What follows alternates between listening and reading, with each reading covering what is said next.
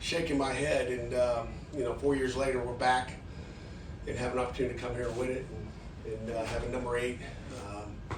Kenny Pickett in the house is something special. But we got 120 football players in that locker room that did it all together. Kids made a lot of plays today, and it's a tribute to the hard work they put in. We had a great week of practice and came out today and played really well, so I couldn't be prouder of the football team. So I'll open it up with questions here. To our left, front row. Hey, Coach. I think it was their final 13 possessions. They didn't score. What can you tell us what you did defensively to stem the tide after they scored 3 touchdowns to open the game? Just little tweaks and adjustments. We didn't play any different defense than we did in the first 3 drives that were touchdowns, I believe. But that's just kind of how we rolled. If you talk to some of the local guys, it's kind of how we rolled all year.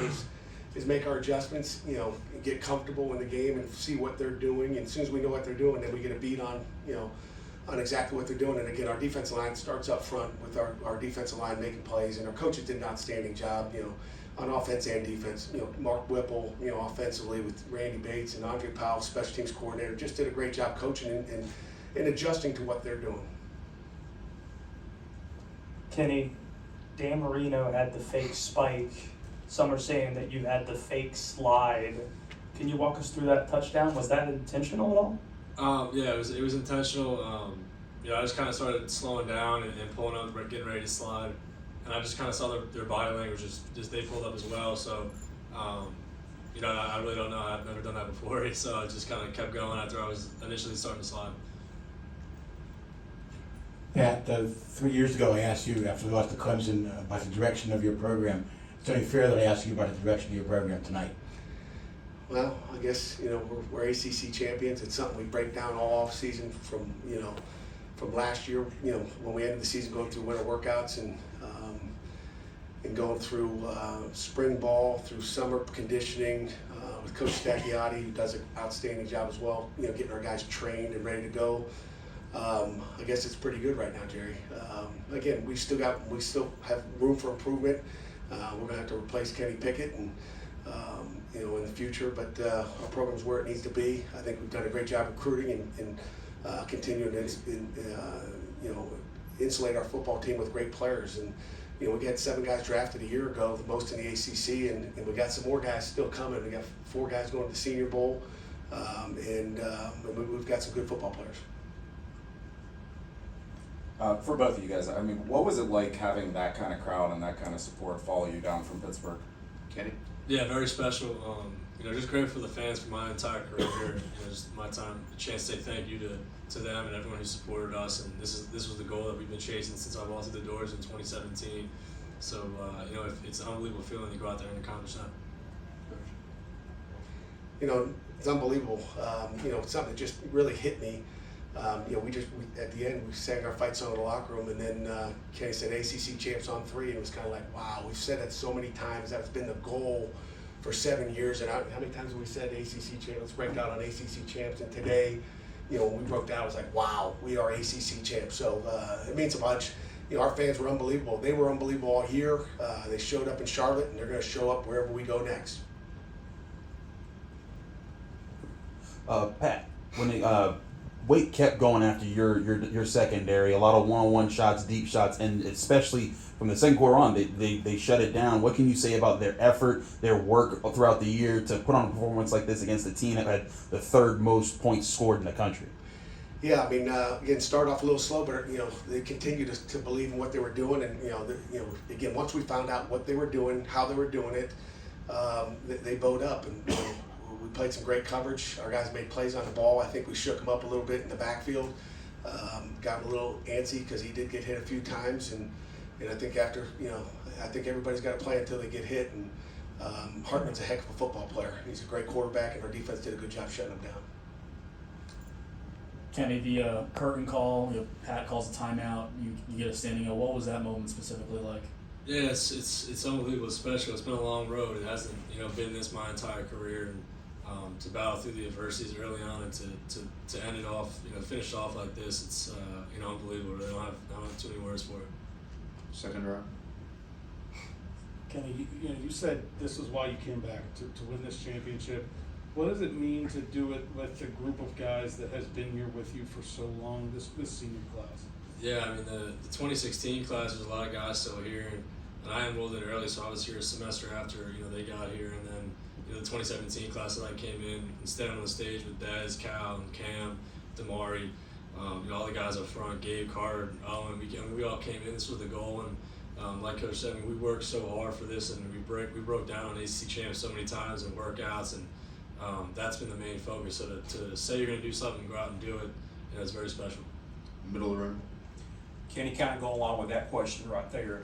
When you decided to come back for one more year, in your wildest dreams, did you ever think you would have the kind of season that you had, and that your team would have the season they had?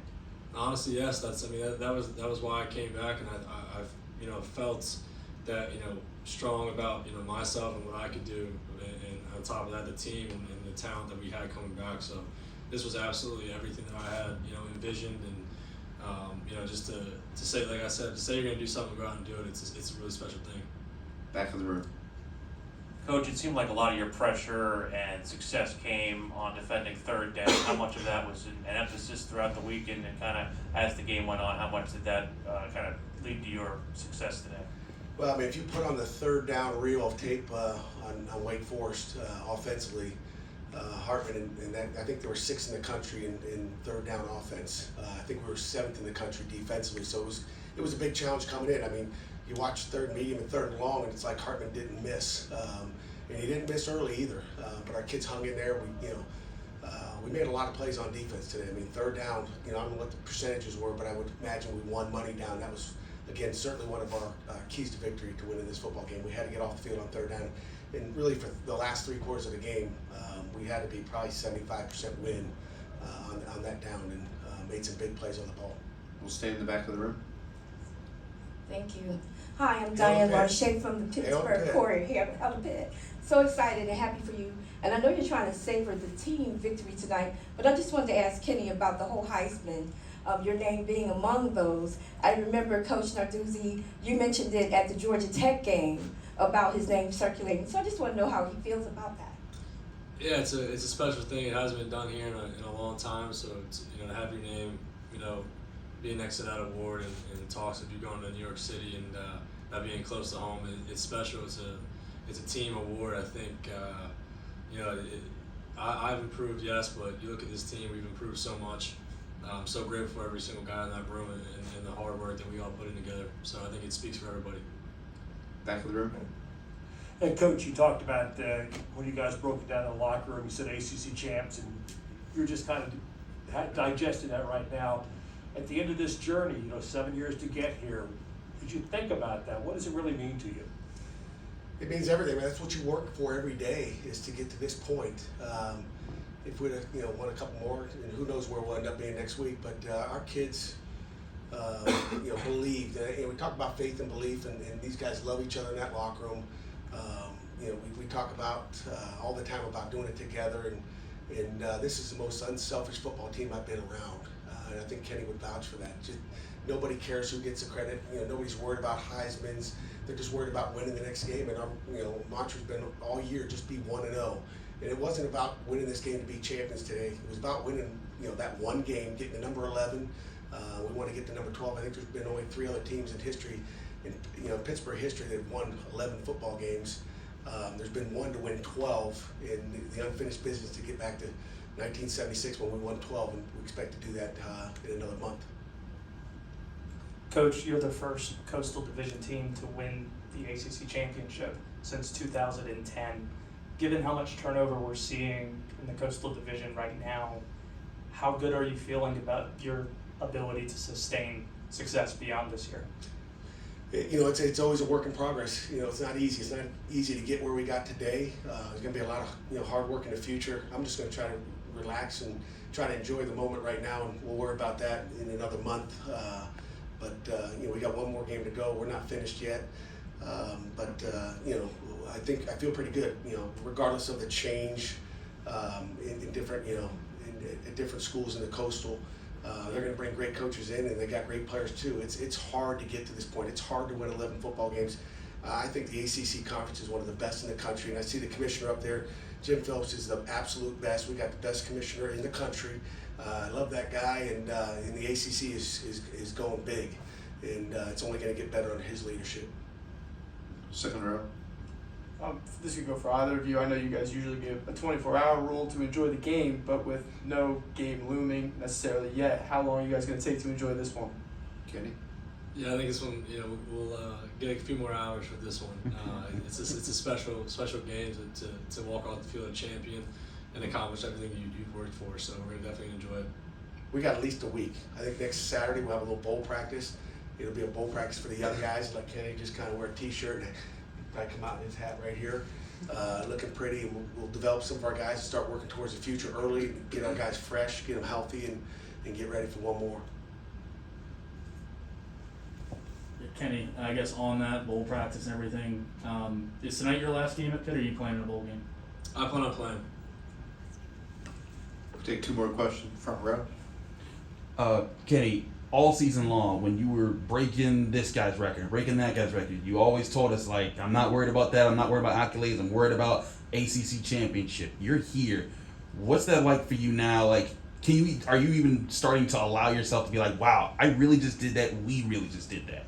Yeah, I mean, I'm going home this week, and I'll be able to be with my family and kind of just take a deep breath and look back on. I've been so focused on what we've been doing, and really haven't gotten a chance to sit back and take it all in. I told myself after we hoisted the trophy up, I'd be able to do that with my family, and just really enjoy it. And it means the world to me to be able to do that. Take two more, and I know who you are. Second row. Pat, Eric Hallett plays a difficult position in your defense.